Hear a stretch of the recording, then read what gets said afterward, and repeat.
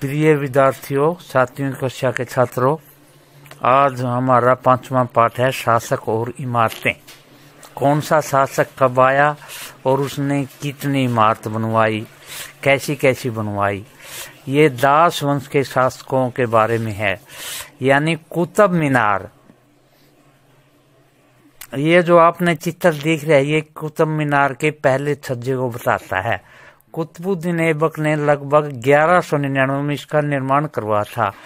छज्जे के नीचे छोटे मेहराब तथा ज्योमेट्रीय रेखाओं द्वारा प्रदर्शित नमूने देखें। क्या आपको छज्जे के नीचे अभिलेखों की दी गई पट्टियां दिखाई दे रही हैं? ये अभिलेख अरबी भाषा में हैं और गौर करें कि मीनार का बाहरी हिस्सा घुमावदार एवं कोणीय है। ऐसी सतह पर अभिलेख लिखने के लिए काफी परिशुद्धता की जरूरत होती थी। सर्वाधिक योग्य कारीगर ही इस कार्य को संपन्न कर सकते थे। याद रखें कि 800 वर्ष पूर्व केवल कुछ ही इमारतें पत्थर या ईंटों से बनी होती थी।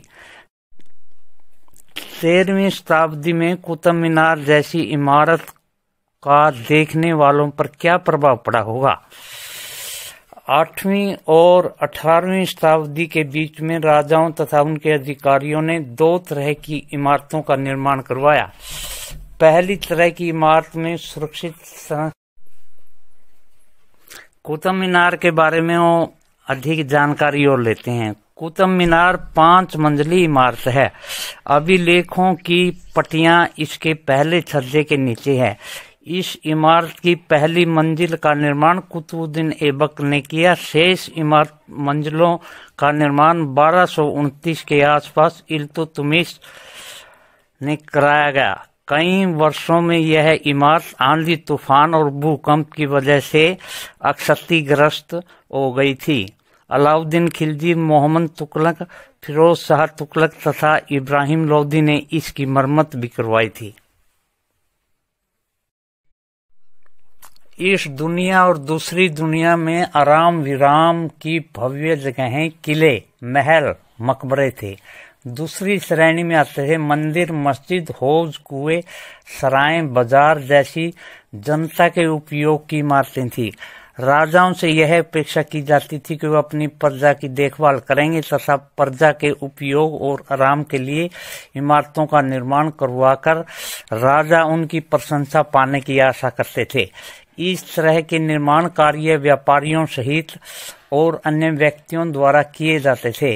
ये मंदिरों, मस्जिदों और कुओं का निर्माण करवाते थे, परंतु घरेलू स्थापत्य व्यापारियों की विशाल हवेलियों के अवशेष 18वीं शताब्दी से ही मिलने शुरू होते हैं। अभियांत्रिकी कौशल तथा निर्माण का कार्य। स्मारकों से हम उसके निर्माण में प्रयुक्त शिल्प विज्ञान का पता चलता है। छत का ही उदाहरण ले लीजिए। हम 4 दीवारों के आर पार लकड़ी के सहतीर अथवा एक पत्थर की पट्टियां रखकर छत बना सकते हैं, लेकिन यह कार्य उस समय बहुत कठिन हो जाता है जब हम एक विस्तृत अधिरचना वाले विशाल कक्ष का निर्माण करना चाहते हैं। इसके लिए अधिक परिष्कृत कौशल की जरूरत होती है। 7वीं और 10वीं शताब्दी के मध्य वास्तुकार भवनों में तथा अधिक कमरे, दरवाजे, खिड़कियां बनाने में लगे। छत, दरवाजे और खिड़कियां अभी तो ऊर्ध्वाकार खंभों के आर पार एक अनुप्रस्थ सहतीर रखकर बनाए जाते थे। वास्तुकला की यह शैली अनुप्रस्थ टोडा निर्माण कहलाई जाती है। 8वीं से 13वीं शताब्दी के बीच मंदिरों, मस्जिदों, मकबरों तथा सीढ़ीदार कुओं से जुड़े भवनों के निर्माण में इस शैली का प्रयोग हुआ है। देखिए, हम और करते हैं। ये हरा भाग दिखाई दे रहा होगा, बैंगनी भाग दिखाई दे रहा होगा। आगरा के किले के निर्माण में लगा श्रम। अकबर द्वारा निर्मित आगरा किले के निर्माण हेतु 2000 पत्थर काटने वाले, 2000 सीमेंट व चूना बनाने वाले तथा 8000 मजदूरों की जरूरत पड़ी। चित्र 2 क दिल्ली की कुवैत अल इस्लाम मस्जिद का एक हिस्सा 12वीं शताब्दी के उत्तरार्ध में। चित्र 2 ख का मेहराब के निर्माण में अनुप्रस्थ टोडा तकनीकी का इस्तेमाल। अब 11वीं शताब्दी के प्रारंभ में मंदिरों का निर्माण कैसे करवाया राजाओं ने। जैसे चित्र 3 क शिव की स्तुति में बनाए गए कंदरिया महादेव मंदिर का निर्माण चंदेल राजवंश के राजा धंगदेव द्वारा 999 में किया गया था। चित्र 3 ख मंदिर की योजना में एक अलंकृत द्वैत से इसके प्रवेश भाग और मुख्य सभा भवन जहां नृत्य का आयोजन होता था वो दिखाए गए हैं। प्रमुख देवता की मूर्ति मुख्य मंदिर में रखी गई है और धार्मिक अनुष्ठान इसी जगह संपन्न किए जाते थे और इसमें केवल राजा और उसके निकटतम परिवार तथा पुरोहित इकट्ठे होते थे। खुजराहो के समूह में राजकीय मंदिर सम्मिलित थे जहां सामान्य जनमानस को जाने की अनुमति नहीं थी। अब ये चित्र चौथा जो आपने दिखाई दे रहा है तंजावुर के राजराजेश्वर मंदिर का मुख्य शिखर है, यानी ऊपरला भाग। शिखर होता है मंदिर का सबसे ऊपर वाला भाग। उस समय में मंदिरों में सबसे ऊंचा था। इसका निर्माण कार्य आसान नहीं था क्योंकि इन दिनों कोई क्रेन नहीं थी। शिखर के शीर्ष पर 90 टन का पत्थर ले जाना बहुत भारी होता था और उसे व्यक्ति अपने आप उठाकर नहीं ले जा सकते थे। इसलिए इस काम के लिए वास्तुकारों ने मंदिर के शीर्ष तक पहुंचने के लिए चढ़ाईदार रास्ता बनाया। रोलरों द्वारा भारी पत्थर को इस रास्ते से ऊपर ले जाया गया। इस काम के लिए 4 किलोमीटर से ज्यादा लंबा पथ तैयार किया जाता था जिसकी चढ़ाई बहुत खड़ी थी। मंदिर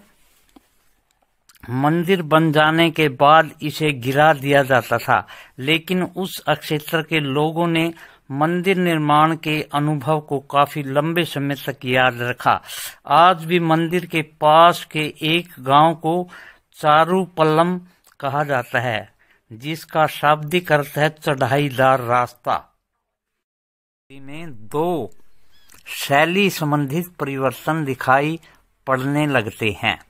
नंबर 1, दरवाजों और खिड़कियों के ऊपर की अधिरचना का भार कभी कभी मेहराबों पर डाल दिया जाता था। वास्तुकला का यह चापाकार रूप था।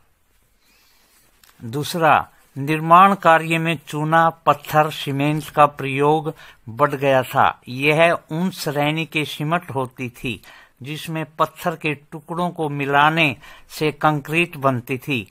इसी वजह से विशाल ढांचों का निर्माण सरलता और तेजी से होने लगा था। चित्र 6 में निर्माण स्थल पर एक नजर डालें।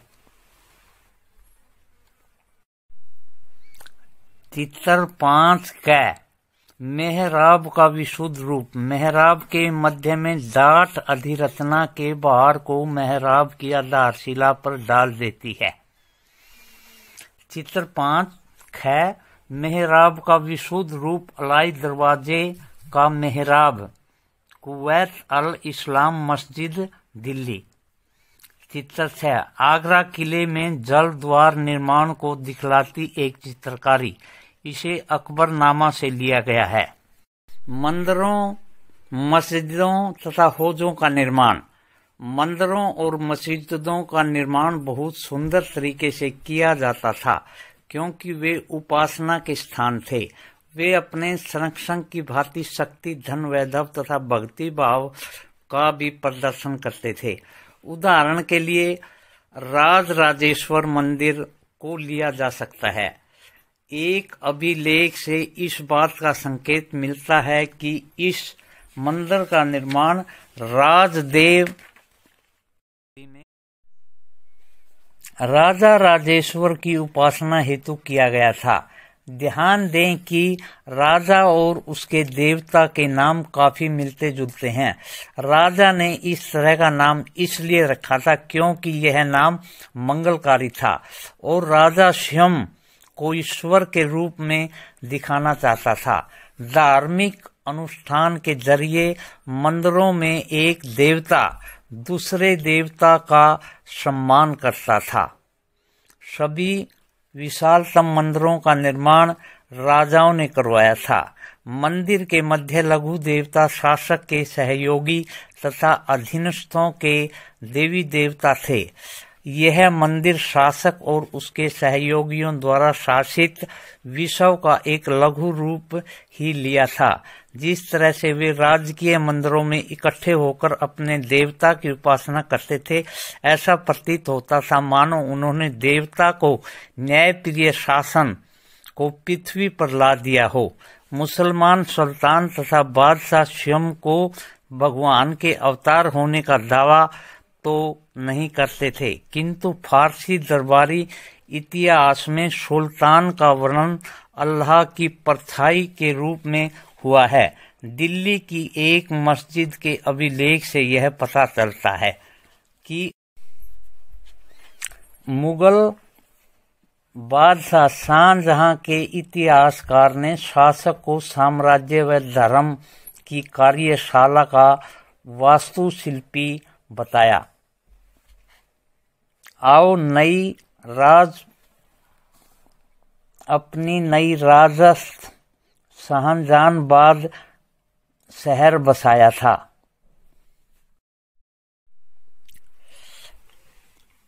अभिलेखों से यह पता चलता है कि अल्लाह ने अलाउद्दीन को शासक इसलिए चुना था क्योंकि उसमें अतीत के महान विधिकर्ताओं मूसा और सुलेमान की विशेषताएं मौजूद थी। सबसे महान विधिकर्ता और वास्तुकार अल्लाह स्वयं था। उसने अव्यवस्था को दूर करके विश्व का सृजन किया तथा एक व्यवस्था और संतुलन कायम किया। सत्ता के आने पर प्रत्येक राजवंश के राजा ने शासक होने के अपने नैतिक अधिकार पर और जोर डाला। उपासक के स्थानों के निर्माण ने शासकों को ईश्वर के साथ अपने घनिष्ठ संबंध की उद्घोषणा करने का मौका दिया। ऐसी उद्घोषणाएं तेजी से बदलती राजनीतिक में महत्व ग्रहण कर लेती हैं और शासकों ने विद्वान तथा धर्मनिष्ठ व्यक्तियों को भी आश्रय प्रदान किया और अपनी राजधानी तथा नगरों में महत्वपूर्ण सांस्कृतिक केंद्रों के रूप में परिवर्तित करने का प्रयास किया।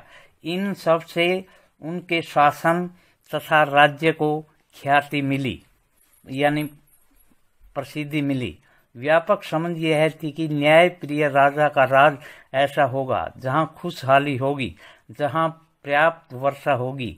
इसी तरह फौजों तथा जलांशों के निर्माण द्वारा बहुमूल्य पानी उपलब्ध कराने के कार्य की बहुत प्रशंसा की जाती थी। सुल्तान इल्तुतमिश ने दिल्ली कुहना के एकदम निकट एक विशाल तालाब का निर्माण करके व्यापक सम्मान प्राप्त किया। इस विशाल जलांश को हौज सुल्तानी अथवा राजा का तालाब कहा जाता था और आप इस अध्याय 3 के मानचित्र 1 में ढूंढ सकते हैं। शासक प्राय साम्राज्य के लोगों के लिए बड़े और छोटे हौजों और तालाबों का निर्माण करवाते थे। कभी कभी वे किसी मंदिर मस्जिद में जामी मस्जिद के छोटे हौज अथवा गुरुद्वारे का हिस्सा होते थे।